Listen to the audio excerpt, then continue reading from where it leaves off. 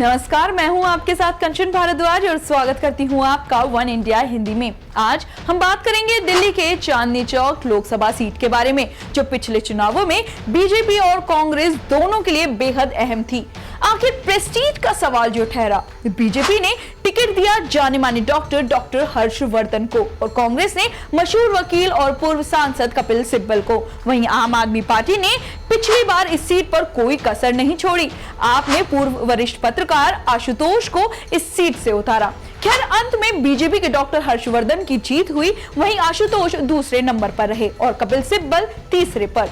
तीनों के बीच करीब 1.25 लाख वोटों का अंतर रहा। बात अगर करें इस सीट के वोटरों की, तो 2014 में यहां 14,47,228 मतदाता थे, जिनमें से 7,91,317 पुरुष और 6,55,911 महिलाएं। इस सीट पर कुल 59% मतदान हुआ। कुल 5,50,825 पुरुषों ने और 4,31,038 महिलाओं ने वोट किया। चुने जाने के बाद हर्षवर्धन देश के स्वास्थ्य और परिवार कल्याण मंत्री बने। स्वास्थ्य के क्षेत्र में उन्होंने तमाम प्रयास किए। हालांकि नवंबर 2014 में ही उनका विभाग बदल दिया गया। हालांकि कैबिनेट में उनकी जगह बरकरार रही। उन्हें पृथ्वी विज्ञान मंत्रालय और पर्यावरण, वन और मौसम मंत्रालय का भार सौंप दिया गया।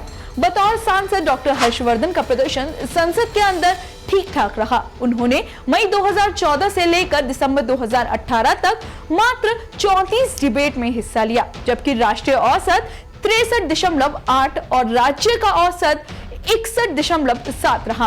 हालांकि सदन में उनकी उपस्थिति निरंतर बरकरार रही। उन्होंने 5 सालों में 72% उपस्थिति दर्ज कराई, जबकि राज्य का औसत 84% का है। अब अगर अलग अलग पार्टियों के वोट की बैंक की बात करें, तो कुछ हद तक विधानसभा में विराजमान विधायकों का भी असर वोट बैंक पर है।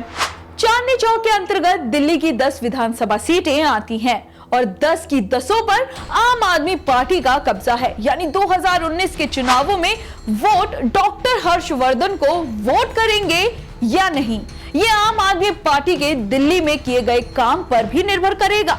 लेकिन अगर इतिहास के पन्ने पलटे तो 1998 के बाद से ये सीट बारी बारी से बीजेपी और कांग्रेस के खाते में जा रही है और हर पार्टी 2-2 कार्यकाल पूरे कर रही है। 1998 और 1999 में बीजेपी के विजय गोयल यहां से जीते। फिर 2004 और 2009 में कपिल सिब्बल ने 2 बार लगातार जीत दर्ज की।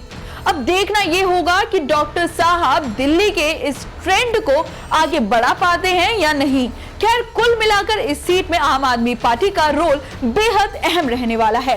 कांग्रेस की बीजेपी से इस सीट को वापस छीनने की पुरजोर कोशिश रहेगी। खैर, चुनावी ट्रेंड अपनी जगह है और जनता का भरोसा अपनी जगह। अगर पिछले 3 चुनावों के वोट प्रतिशत पर नजर डालें, तो आप पाएंगे कि दिल्ली की जनता का कब किस पर दिल आ जाए कुछ पता नहीं। 2004 के चुनावों में जहां 71% वोट प्रतिशत कांग्रेस के पक्ष में था, वहीं 2009 में ये घटकर 60% रह गया, जबकि 2014 में उसी दिल्ली के मात्र 17% वोटर कांग्रेस के साथ दिखे। वहीं 44% वोटर बीजेपी और 30% आप के साथ रहे। तो कुल मिलाकर यह कहना कठिन है कि दिल्ली किसे दिल देती है, लेकिन हाँ, ये बात तो पक्की है कि दिल्ली की चांदनी चौक सीट उसी को मिलेगी जिसका काम बोलेगा। अब तक के लिए इतना ही, फिर बात करेंगे एक और लोकसभा सीट के बारे में।